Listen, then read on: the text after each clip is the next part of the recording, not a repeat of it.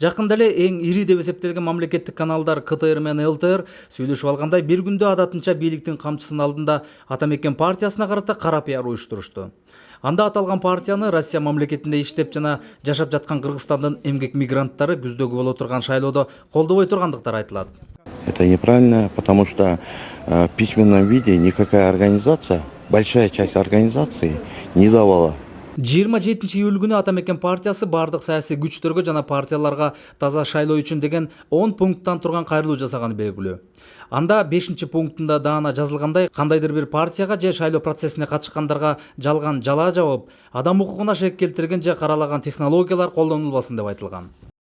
Кыргызстандын эмгек мигранттарынын региондор аралык коомдук кыймылынын төрагасы Алишер Маданбеков Бишкекте пресс-конференция уюштуруп, анда күздө боло турган парламенттик шайлоодо Россияда иштеп жана жашап жаткан эмгек мигранттарынын 29 уюму Атамекен партиясын шайлоодо колдой тургандыктарын билдирип, өздөрүнүн атынан жарыя кылышкан.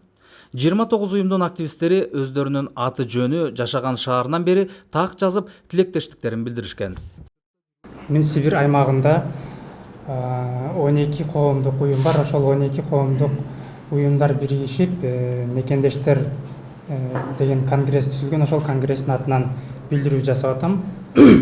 Мекендештер конгресси Атамекен партиясын колдоп атат. Себеби биздин ошол жакта туруктуу жашап жаткан мекендештерибиздин эмгек мигранттарына абадай керек болгон мыйзамдардын кабыл алынышына партия өзүнүн жигердүү ишмердүүлүгүн көрсөтүп, мигранттарга жакындан жардам берүүдө жана мигранттар менен тыгыз иш алып барууда.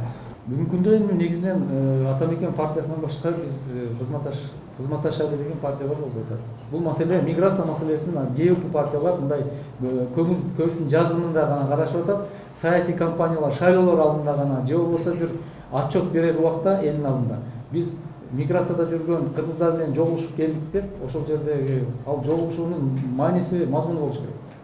Эмнеге жардам берет? Көп көйгөйлөрдү биз жазып кат жүзүнө кайрып атабыз. Эмнегедир ушул маселелер жогорку кеңеште, өкмөттө бир ушул маселелер толук кандуу каралбайт.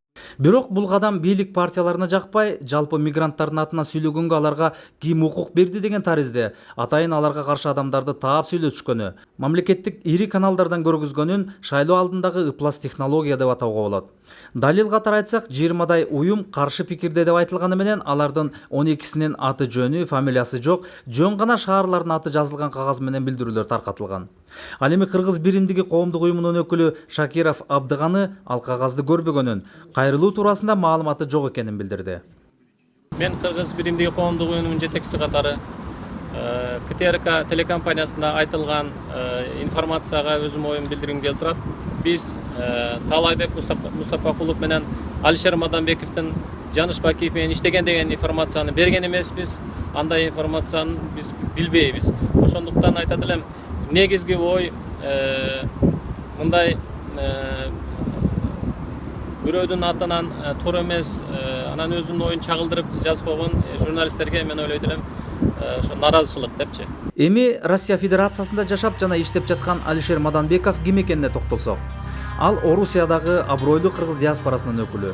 Албетте Кыргызстанда болуп жаткан ар бир саясий процесстерди четте карап турбай өзүнүн ишмердүүлүгүн көргөзүп келет. 2009 жылкы шайлоодо андагы президент Курманбек Бакиев белекке берген саатты алганын да четке какпайт.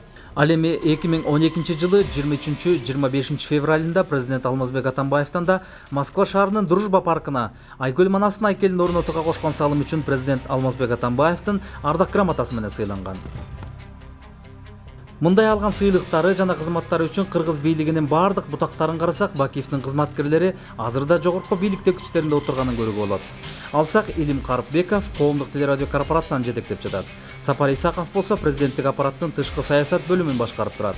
Коопсуздук кеңешинин катчысы болуп иштеп жаткан Темир Жумакадыров жакында эле президенттик аппараттын башчысы болуп дайындалды. Ал эми экс-президент Курманбек Бакиевден орден алгандарда Курманбек Бакиевке кызмат кылган десек, анда бул чыныгы абсурд эмеспи? Мы очень давно дружим с Курманбеком Сарычем. Еще в 2003 году, я помню, на моем дне рождения Нурулуда Скол был, другие друзья мои были. Мы сказали: Курманбек Сарыч, вы будете следующим президентом страны. Я помню, мы на эту схему даже спорили с некоторыми лидерами оппозиции в камере, в тюрьме. у Феликса Шимбаевича Кулова. И тогда я говорил, что президентом будет Бакиев. Мына ошентип шайлоо алдындагы атайын кызматтын кара пиары жана анын анатомиясы менен технологиясы ушундай жалган маалыматтар менен жүргүзүлүп жатканы абдан өкүндүрөт. 7-чи кабаттын сөөмөй астында уюштурулган атайын кызматтын провокациясы ушинтип ойрон болгонуна бардыгыбыз күбө болдук окшойт.